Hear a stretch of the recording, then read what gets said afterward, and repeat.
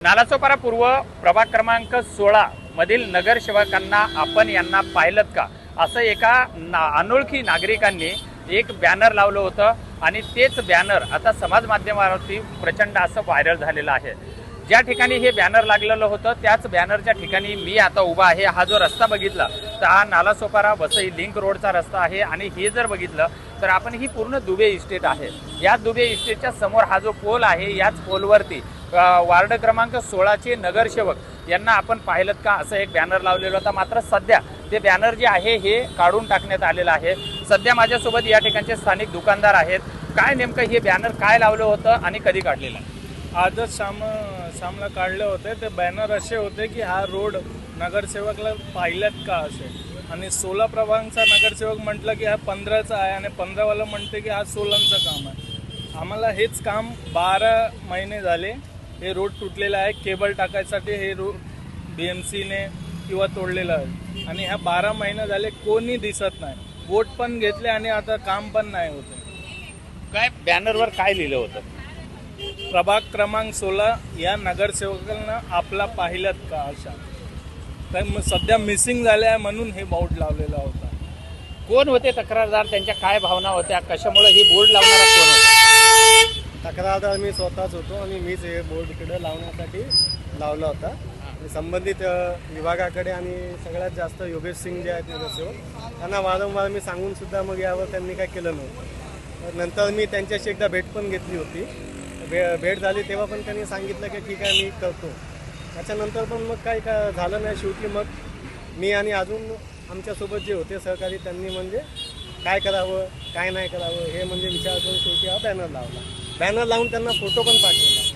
त्याच्यानंतर पण इकडं काय झालं नाही। किती बॅनर लावले होते असे आणि तुमच्यावर का वेळ आली हे बॅनर लावण्याची? तुम्ही कुठल्या पक्षामध्ये आहेत का की तटस्थ नागरिक आहात?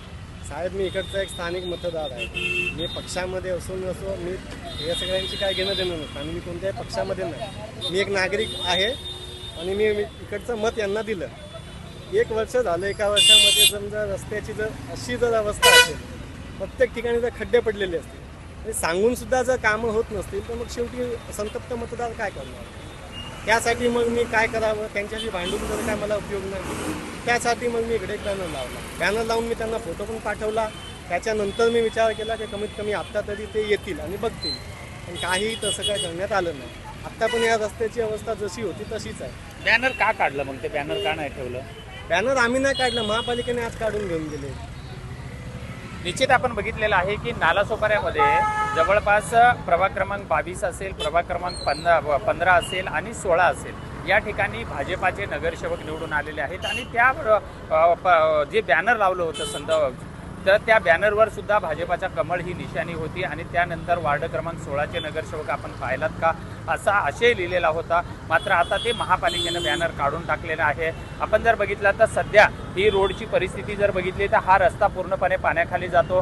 पूर्ण रस्ता हा खड्डेमय झालेला आहे आणि त्यामुळं अनेक वेळा नगरसेवकाकडे तक्रारी करून सुद्धा स्थानिक मतदार आणि नागरिकांचं नगरसेवक ऐकत नसल्यामुळं संतप्त नागरिकांनी, नगरसेवकांनी, रहिवाशांनी आणि मतदारांनी हे बॅनर लावलं असल्याचं स्वतः तक्रारदारांनी आपल्याला सांगितलेलं आहे। त्यामुळं या नगरसेवकांनी मतदारांच्या ज्या अपेक्षा आहेत यांना उतरावं एवढीच त्यांची अपेक्षा आहे। विजय गायकवाड, TV9 मराठी, नालासोपारा।